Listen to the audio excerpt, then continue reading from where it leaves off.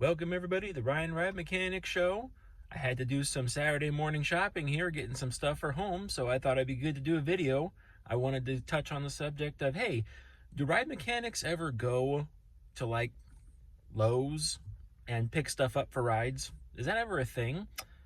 Well, it is occasionally, and I wanted to talk about it. So here we go. Now get ready. Here we go. So occasionally there's a breakdown or something that happens, and there's something on a ride that messes up that you just don't have in stock. And you have to do your best to figure out how to get it back up and running, but in a way where it could stay running for a while until the correct part arrives. I'm not talking about anything major, safety systems like that. It's always something stupid that breaks. It's always like a hose or a fitting or something like that. And it's after looking around, it's like, man, we have every size in the world except for that one. And then you have to come somewhere externally like this and figure out something that'll work to get you back up and running. So I just want to do a quick video and show you things that I've gone to the hardware store myself to search for the park, to either get a ride back up and running or just some regular R&M stuff that we did not have in inventory. So let me take you to a couple points. We'll show you. Just as a friendly reminder, if you haven't liked and subscribed already, please do, because it lets me know that you like the video, and comment down below on some stuff. I love comments, love to read them, love to respond to them. So I try when I can and love doing things like that. So please like and subscribe. It helps me out making these videos. All right. First stop on the list is cleaning supplies. We don't have many cleaning supplies at the park. They're mostly industrial solvents and stuff like that. So sometimes you need something specialized to clean a certain area. So sometimes we come here and buy cleaning products.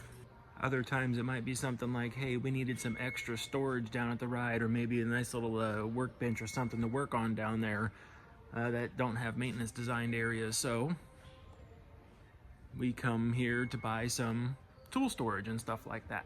Yes, I understand we get stuff at a much better price through our suppliers and things like that, but sometimes you just need something Saturday morning to go get, and it's not going to be able to be shipped or anything else to you. So it might just be gnawing at you, and you're like, all right, come on, let's just go get this. One of my favorite aisles, sealants and paints. These are great. You think like, park should have paint stuff. It's like, yeah, I do, but sometimes you want like an aerosol just to go camouflage something back into a ride, and you have to come here to pick that sort of stuff up. And sealants is the other one. In an industry where everything leaks a lot of the time, you have to seal it back up somehow. Sometimes you have what you need, sometimes you want a much bigger supply of it. By the way, if you ever want to glue cheek pads and stuff like that onto restraints, you need this stuff, which is rubberized roofing flashing. That's stuff that we glue polyurethane restraint components to each other so the cheek pads and stuff you bump into can stay on. You ever seen one pull off? That's what we use to glue it back on. Specialized electrical connectors and things like that are also a good thing that parks don't normally stock, because it's not really an R&M maintenance item, and a lot of times the IT department doesn't have extra things. So if you need like, I don't know, 50 feet of Ethernet cable or something like that and you can't find any anywhere, might be running to the hardware store to pick some up. Here's the area where I spend a lot of time, which is in the conduit section, looking for all sorts of pieces of conduit and things like that to put things together. You need this stuff to get a lot of things repaired and working, and a lot of times when you start taking conduit apart, it does not go back together at all. It's not good. So you end up replacing most of it. So you got to come here and get lots of conduit parts and pieces, junction boxes, things like that. And then occasionally you got to pull new wire into it. So I spend a lot of the time in the electrical section out here. You also never know when you're going to need plastic sheeting to make a guard or something. So plastic sheeting's a big one, like to pick up. The hardware section's where I spend a lot of time also, getting all these little fittings and these specialized components that you don't normally think about to get anywhere, but when you're running a project of some sort, sometimes you need some. Sometimes you need a lot of them quick, so you have to come out here. Fasteners like nuts, bolts, and screws you typically don't run into out here, just because rides require a certain grade of fastener to be used. A lot of times the grades do meet with stuff you could buy just at the hardware store. That's not a problem. But You don't have a letter of engineering stating that the manufacturer bolt does meet the requirements of the manufacturer of the equipment. So a lot of times it's a big no-no to use fasteners off the shelf at a hardware store in rides. So we typically don't do that. This is a subject you can get tied up on. Rope. Sometimes you end up needing a lot of rope for stupid projects around the park. Gotta run and get it.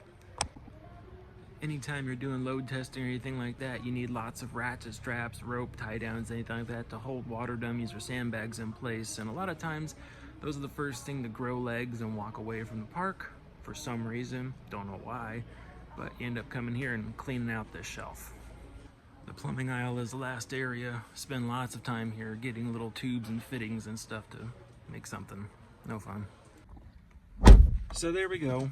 After some phone calls and everything else, asking sizes, and then there's always like, do we need anything else while we're here? You know, it's like, while I'm out, does anybody else need anything while I'm out? Like, it's the same as it is at home at work too, you know. So, and then get what you need and head back to the park, and hopefully you can get whatever it was up and running, or maybe just finish a project you were working on. Seems like every time I had to go to the hardware store, it was for load testing, because securing water dummies is easy. You put them in, close the restraint, and you're pretty much done. But if the park didn't have enough water dummies, like we didn't have enough water dummies all the time, we had to use sandbags. And then securing sandbags in a ride is an absolute nightmare, because you have like 4 to 6 sandbags in each seat, and then you have to secure them, and then never fails. We always do this on a closed day, because never fails. No matter how hard you try, no matter how many times you re-inspect it, somewhere you lose a sandbag somewhere. And then depending on where it goes, they could do some damage.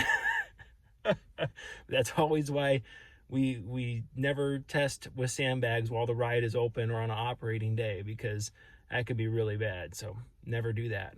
Hope you enjoyed the show. Ryan the Ride Mechanic. Take care. Bye-bye.